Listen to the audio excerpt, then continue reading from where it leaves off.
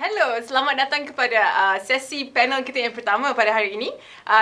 Saya Alina Amir, moderator untuk sesi kita pada hari ini. Kita akan membincangkan satu topik yang sangat menarik. Tajuk topik kita pada hari ini ialah Mampukah teknologi pendidikan membantu pelajar berisiko? Pada hari ini kita ada 3 orang panelis, Cikgu Azimi, Edmond dan Ivan, yang akan berkongsi pendapat, idea, pengalaman mereka dalam membincangkan topik ini. Saya akan memulakan sesi ini dengan memberikan ahli panel kita 30 saat untuk memperkenalkan diri. Cikgu Azmi. Assalamualaikum dan selamat tengah hari, selamat sejahtera. Nama saya Wan Ahmad Azimi. Lebih dikenali sebagai Cikgu Azimi. Saya mengajar Sains dan Bahasa Inggeris di Sekolah Menengah Kebangsaan Tanjung Sepat, bawah daerah Kuala Langat, Selangor. Itu je. Hi, my name is Edmond, and we give free tuition online to every Malaysian child. Yeah, hi everyone. I'm Ivan New from Asia Pacific University. I'm studying international studies in. Okay, thank you. So, kita sering mendengar sarana-sarana baru tentang pengajaran dan pembelajaran di sekolah dan yang menggunakan approach 21st century skills or 21st century tools, right? So saya ada soalan telah dibuka kepada the public minggu lepas dan banyak soalan yang telah masuk. Ada beberapa soalan yang akan saya tujukan kepada ahli panel. Soalan saya yang pertama kepada Cikgu Azimi.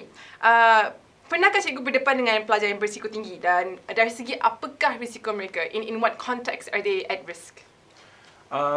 Dulu saya pernah ajar kepada kelas peralihan dan peralihan kami faham itu adalah pelajar yang tak bermahir dengan bahasa Malaysia. Ada juga saya pernah mengajar kepada pelajar yang daripada kelas yang terbelakang sekali. Boleh nampaklah daripada aspek risiko ada yang boleh nampak kelemahan dalam pembelajaran kelas. Ada yang boleh nampak risiko daripada sosioekonomik, terutama dengan kemiskinan daripada pelajar juga. Ada juga yang pelajar yang boleh nampak kelemahan untuk berkomunikasi antara pelajar sendiri. So boleh nampak ada pelbagai kelemahan daripada pelajar dengan risiko. Okay, just to set the definition and set the context of our discussion today, students at risk, we will focus on students who have the potential of failing school. So education are failing them. Ada satu soalan menarik daripada Muhammad Zazali bin Muhammad Zin dari Batu Pahat kepada Edmond. Soalannya berbunyi, apakah masalah paling besar pelajar-pelajar di Malaysia dalam menggunakan teknologi dalam proses pembelajaran mereka? And what are your suggestions for this? So ada dua masalah yang paling besar. Okay, the first big problem is access. Mereka tak ada access. They have no computers, they have no internet. Sometimes school has it, sometimes school doesn't. They go home and there's no computer and no internet. So access is the first major problem. Now problem kedua, and I would argue this is the biggest problem, is motivation. Because these kids, sometimes they have parents who are low income. They come from low income families. And they don't have a very, very big, ambition. And they go to school and they're like, kenapa saya nak belajar maths? Saya tak perlu maths untuk jadi cool anything. So access and motivation are the two biggest issues for at-risk kids. Okay, that's very interesting because we're going to go into Ivan, and Ivan ialah seorang pelajar daripada Asia Pacific University dan dari pandangan seorang pelajar, apakah jenis teknologi yang paling berkesan untuk anda ataupun teknologi yang berkesan untuk rakan-rakan yang who are at risk?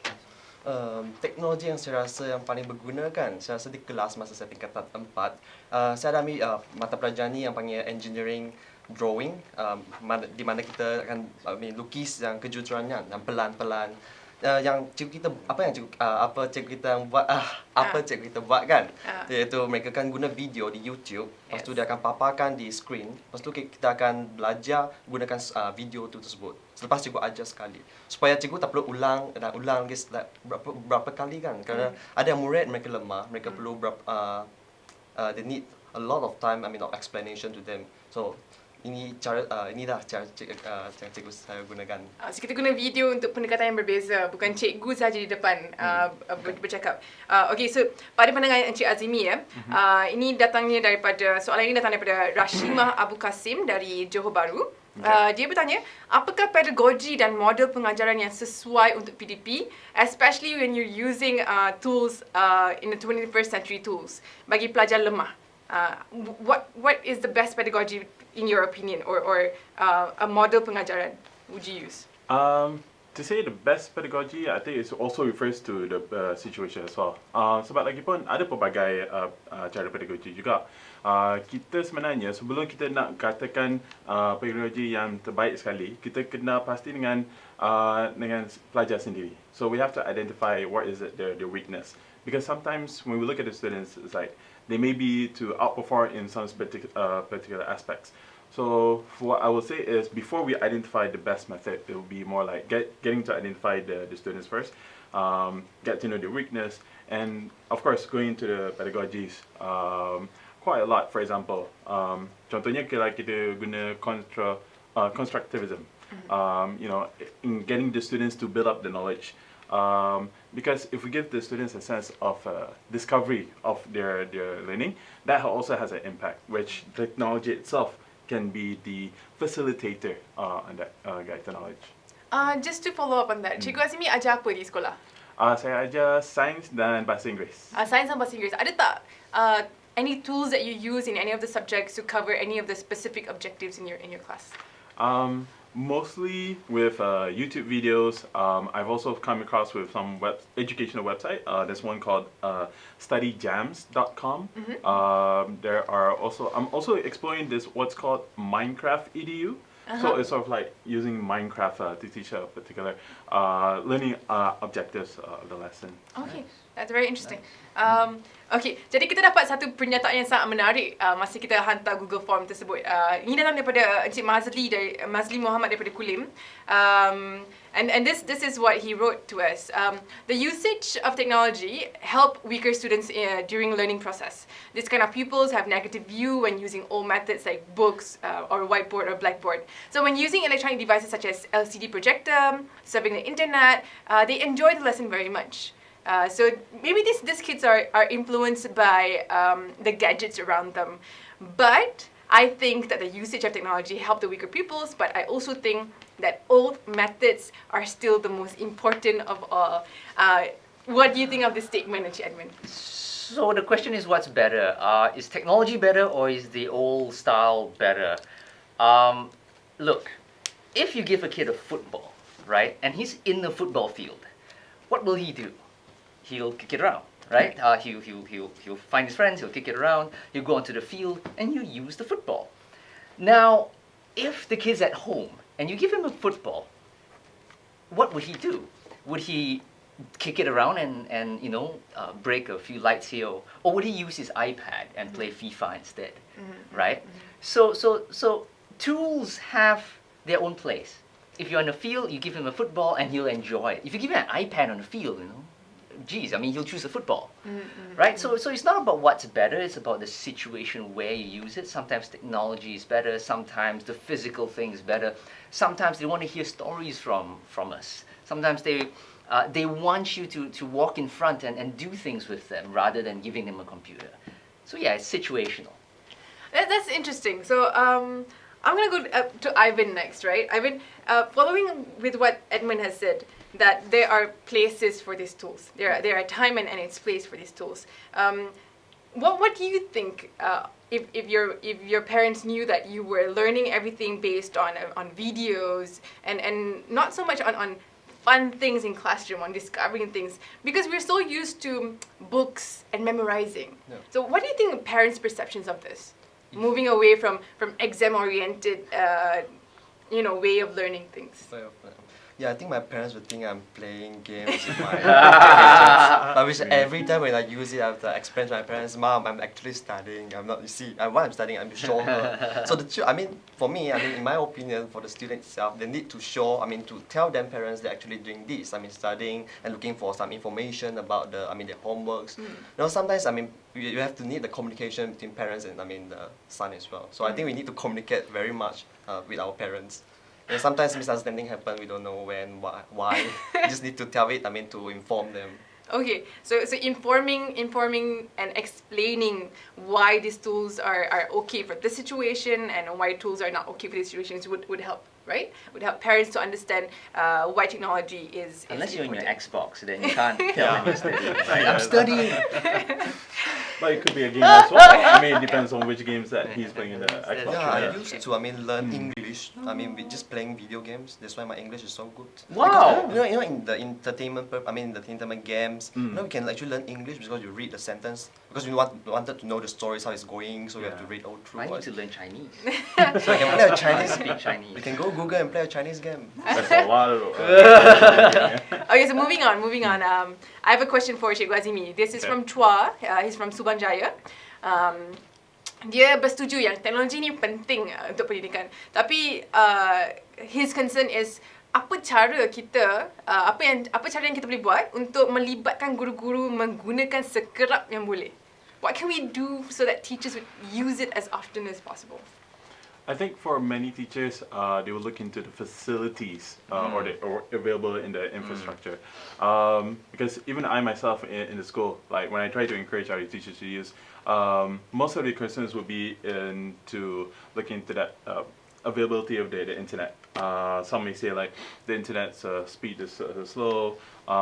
At the same time, some may not be knowing exactly where to look for. Although they know there's internet, but they won't know exactly what they're gonna search up for. So, kalau kita balik kepada soalan tu, cara untuk serap tu semua, rasa lebih kepada kita guru sendiri macam kena cari inisiatif sendiri. Kita pun macam kena membuktikan lah kepada rakan-rakan lain.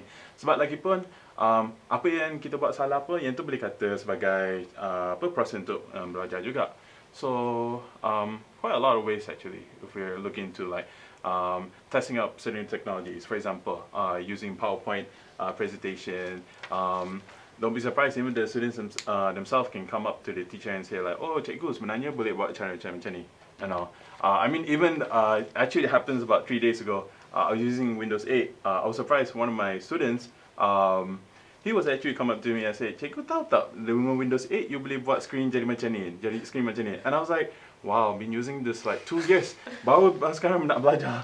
And I end up being the student, and my student becomes my teacher. No, dah Windows 10 dah. Kena upgrade dah. Oh, belum lagi.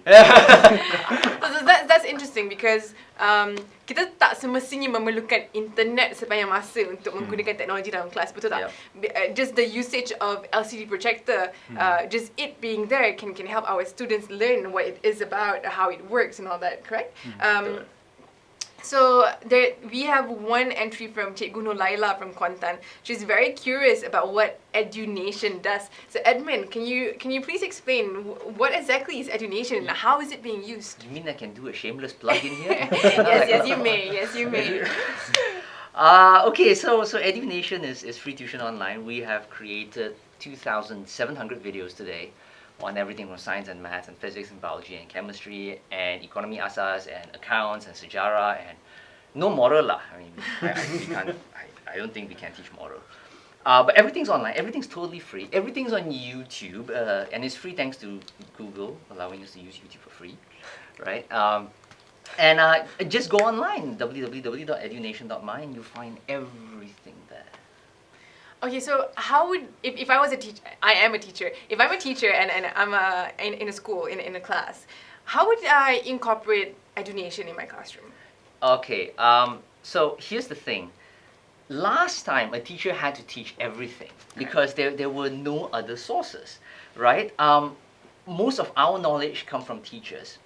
Now today, right, this knowledge can come from other sources. It can come from the internet. I'll give you an example. My wife, she learned everything about design, Illustrator, Photoshop, how to draw, animate everything from YouTube and Google and all the sources online. So education is totally changing. Now, as a teacher, we can get our students to learn on their own, and when they come to class, then we facilitate discussions. So it's no longer just lecturing, it's already, you're engaging them in conversations because they can learn on their own. And so we have to give them those skills and that motivation to learn on their own. Then in classrooms, we do cool and fun stuff, right? Yeah, so. Oh, that's interesting. So, back to the topic itself. What do you guys think? Do you guys really think or have this belief that education technology can really help at-risk kids? Has the potential to help at-risk kids? Look, no. Okay. Yes. No. No, I mean, I say that because technology alone cannot do it. Simply because there's two issues, access and motivation. Again, access is less of a problem if there's motivation. So really the big problem here is motivation. The problem with technology is that it's very difficult for technology to motivate you. So we need people. You know, we need teachers, like Azimi right here, right? Like you, right? To poke students and say, hey, you know, why don't you check this out? You know, why don't you have a look? And encourage students to use the technology. And then it can really help at-risk kids. So in a way, you're saying yes, it can, right? Yes, but no, it can't. Not alone. Together Yes. with teachers, with parents, with the community, with everybody. Yes. So it has the potential of helping, but paired with all of these other important sections as well. That's right. Azmi, do you have anything else to add? You know, there's a saying that, you know, it takes a village to raise a kid. And I think it's the same way going with this topic as well. It does take a lot of, you know, folks around the student to help out with using technology. We, the teachers, can utilize technology in our classroom. But at the same time, can also be coming from the parents or even simple with the relatives of the students as well. So, yeah. Okay, so this is another very interesting statement that I was reading through all of the respondents from the Google form. This comes from Wan Muhammad Khairul bin Wan Isa from Banda Enstek Negeri Sembilan. Now he says that students are so quick to turn to the internet to answer questions that some believe critical thinking has gone down the tube. So spelling is no longer something tested if everything is auto-corrected and spell checked. So this may be a larger issue of technology on our memory and brain strength. But if we are using the internet in schools, then kids are being taught to use Google to answer all their questions and to essentially copy and paste their knowledge. So education needs to figure out how to use technology in a way that doesn't replace knowledge but reinforces it. What do you think of this statement? I can't go back to the days before Google. I mean, imagine using Lycos. No, I can't. I mean, I'm like stupider today without Google. So no, sorry, I totally don't agree with that. I think technology really allows us and frees up our time to be able to do more critical thinking other than memorizing stuff. I mean, there's critical thinking. There's also creative thinking as well. So with the use of technology, it does actually empowers both sides. Again, with women, I totally disagree because technology can also help us get further. Because at the same time, even we were looking into, say, the 21st century concept of teaching and learning. One of it is on communication and also on global citizenship. We need the technology to get us to reach to that point. What do you think, Ivan? Do you think that technology has made it too easy for you to get knowledge? And is that a bad thing? To have knowledge at the tip of your fingers? Is that a bad thing? I don't think technology made it easier. I think it's made it harder. No, because I'm studying international studies, so I have to look at the things around the global, what is happening around the world. So I can gather this information with this usage. I mean, with the usage of technology, I can search through the global news. I can know what is happening actually in other countries. So if without technology, this course can't happen. I can't learn anything. I have to, literally travel to that particular countries to gather information. And hi, I'm in Europe right now. So the next day I'll go to some Middle East country. Hey, I'm now in Middle East. So I have to go around all the world to just to get the information. So I think technology actually helped the students very much. Because I also think that, teacher have to help, the student to give them some guideline actually how to use the technology. So students itself just learn, but if the teacher guide them, I think they can use the technology very well. I mean, without any, even though they say that it will actually, terminate the creative thinking, but I don't think so. It will help us to, think more because we have more information in our hand, so we can use it wisely. So Google menjadikan budak bodoh jadi pandai. No, I was just reading a few articles before this where we are moving towards a world where we need problem solvers. So it's okay to have knowledge at the tip of your fingers. It's just how do you use that knowledge? It's okay to have your spelling corrected, but how do you use that word in your sentence structure? So I have to agree with all three of you that technology gives you knowledge, but it is up to you to use how to use that knowledge, right? And that is the critical thinking part. Okay, so there were a few questions. Ada beberapa soalan yang timbul yang bunyi sama saja dan saya akan tujukan soalan ini kepada Ivan. Soalan ini berbunyi, pelajar melihat teknologi sebagai bahan hiburan daripada bahan yang dapat membantu mereka belajar. Apakah pendapat anda tentang persepsi ini? What do you think? I think that, teacher thought that technology is entertainment tools for the students, but I don't think that, the distraction is always there. I remember that when I was when I was in the class, I was sitting in the last row, in the class, so obviously I can see what everyone is doing in the class. So I observe. Half of the class, my classmates is actually playing something under the table, playing with their fingers. Even without technology, right? Yeah, even without technology. They're reading comics on the table when the teacher is teaching in front. They make no difference. Even though the technology is there, the distraction is just there. It's just the way how the teacher, they control the situation. If the student distracted, maybe the teacher, you shout, hey guys, you all should focus, just concentrate. So engage with the students. So I don't think, technology is a distraction, in the classroom. So technology, so the classroom needs to be entertainment. Yeah. Then they don't have to find their own entertainment, right? Yeah. Lessons needs to be interesting so that distractions are ignored, right? Nothing can get them distracted when lessons are. So if we are boring now, right? Everybody watching now be using the iPad, checking Facebook. That's right. If you're not checking your Facebook, it means this is working. regardless of the existence of technology or not, distractions will always be there. It's up to us on how we present the lessons. Yeah. So there are many excuses, alasan yang mengatakan bahawa maybe the country is not ready for technology yet, seeing that access is so limited.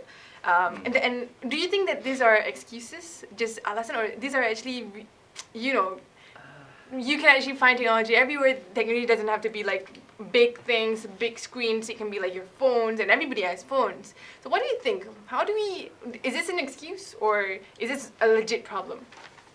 I think it's just a reaction to some people who are not very familiar with the usage of technology, to come up with saying that it somewhat limits them to go out. Even for me, like myself, there are some technologies that I'm not really very familiar with, but it's like having to make myself dare to go into that, outside that comfort zone. Because then once you go beyond that, actually it can empower, the technology itself can empower you more.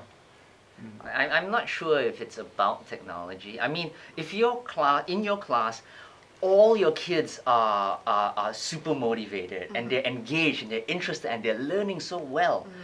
Well, it's not about technology. But in a lot of cases, I think teachers have challenges with their kids being demotivated, uninterested, disengaged. Then I guess the question is, how do we use technology to bring them back to being engaged rather than disengaged? So technology is a tool. If you don't see a nail, you don't have to take out your hammer. But if you see the nail, then you take out your hammer, which is what technology is. It's taking out that hammer and hammering the problem down. Or if you don't have the hammer, you can just take a big rock and hammer it down. Big rock. So no internet, never mind. Just use download and use the rock, right? So what do you have to say for kids who are in rural areas? How do we make sure they can catch up with us? Is there any way at all, or any initiatives from before to help the rural kids with limited access to actually catch up with technology? I think with teachers, we just have to do a lot more homework, taking more self-initiative to find out, what are the organizations or individuals out there who can, fill in that gap for the students. We're seeing a lot of social entrepreneurs as well. For example, Edmond with his EduNation. there's initiatives coming from government agencies, also with, if I'm not mistaken, MDEC from Cyberjaya, quite a lot, yeah. And there was this experiment, right, that was run somewhere in India about putting computers in rural areas, and then they left the computer there. Okay, now if you're a school administrator and you're watching this, please keep your lab open for the kids to use. I understand school administrators sometimes tell me that they're worried the computers get lost. Guess what? It's lost anyway if we don't keep it open. I mean, it's lost. I mean, we're not using it. Get insurance or something, you know. Please keep the labs open either before school, after school, so that kids who don't have access can gain access. They can use computers actually. It depends on how often the teacher can be within the computer to make sure that not just the device is being lost, even to ensure that the teacher is there to help the students to look for the information. There's another idea. Why not engage students themselves to be able to manage these labs so that teachers don't have to occupy all their time to use it? I mean, there are some students that I'm sure you trust, right? I mean, all of us have people that we trust. Why not trust these guys to manage it the way we trust librarians to manage the books? You know, I think there are answers. We just have to believe it's out there. So the way I say it is that we have answered our question, Mampukah teknologi, you know, help at-risk kids? And it, obviously, yes, because, but then again, technology solely cannot be doing the work. There has to be partner with parents, community, teachers, policymakers, and all that. Yeah. We're running out of time, but we have time for a little bit last word from each and every one of you guys, to the teachers, to the students, the policymakers. What do you guys have to say to them? To teachers out there, technology is really great, but it can be a double-edged sword. So have that cautious as well of using technology, and don't be afraid to find and explore for what you have available out there for your kids. I don't know. I mean, I'm just worried about the at-risk child. I mean, I'm just worried about that child. And I think if anybody can change their lives, it's the people watching here today. You know, so let's do that. And Ivan? Well, actually, I'm partially at risk kid, I can say. You are? I'm partially because my studies not really that good before this. After I use technology, well, I think it made really a lot of difference. Well, it helped me. If not, I can just go online. I mean, just read anything I want, because you know, sometimes the teacher limit us. We can't, you know, find out what we really wanted. No, because something that we learn in the classroom, I can't learn. I mean, in online, but something in online I can learn in the classroom. So I go. I mean, I discover myself. So let the at-risk kid discover themselves the information that we have in this world. Through technology, right? Yeah, technology is good. That's really interesting because there's so many options out there. You know, like kids need to know what is best for them, and they deserve the options laid out in front of them. So we're out of time, but if any of you guys have any more questions at all, you guys can put your questions. I don't know. What did they just call you? Or you can put the questions where you're watching us. You can Google for us. Yeah, you'll be answering. The panelists will be Alina's answering very all of your famous. questions. They will be answering all of your questions if you have any of them. Thank you for tuning in to us. Hopefully, we'll have more sessions, more Google on Air conferences after this. Thank you. For the kids.